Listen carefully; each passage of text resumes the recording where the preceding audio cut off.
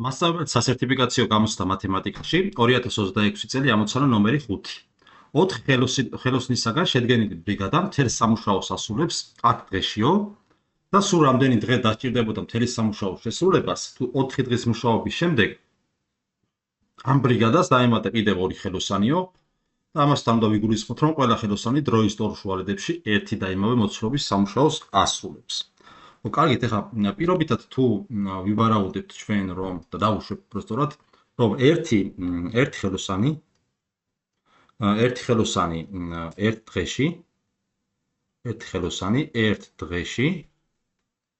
დღეში ასრულებს ერთ თლიანის რაღაც ერთ წილ სამუშაოს.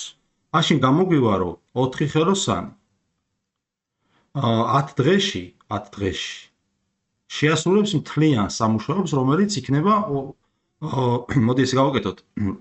ერთი ხელოსანი 10 დღეში შეასრულებს 10 წილს სამუშაოს და 4 ხელოსანი შეასრულებს 40 წილს სამუშაოს. ანუ მთლიანი სამუშაო შედგება 40 წილისგან. სულ გვაქვს 40 წილი, ხო?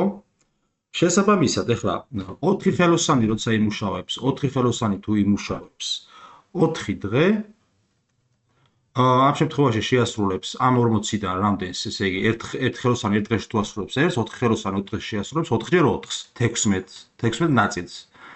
და დარჩება შესასრულებელი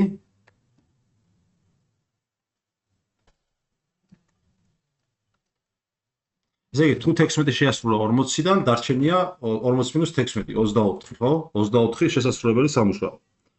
და ეხლა 4 დღის მუშაობის შემდეგ დაემატა კიდევ 2 ბრიგადის 2 წევრი. ანუ სულ გაგვიხდა 6 ხელოსანი, რომელმაც პირობითად დაუშვათ, რომ x დღე იმუშავეს, რათა შეესრულებინათ ეს 24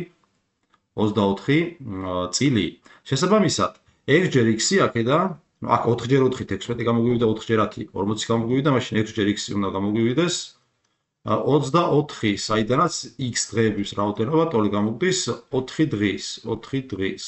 ესე იგი, ამ 4 ხელოსანმა თავიდან 4 დღე იმუშავა და კიდე დაემატა 4 დღე, მას შემდეგ რაც კიდე ამ 4-ს 2 ხელოსანი დამატებია და ჯამში გამოგვდის 4 + 4, რომელიც არის 8 დღე. შესაბამისად, პასუხი იქნება G.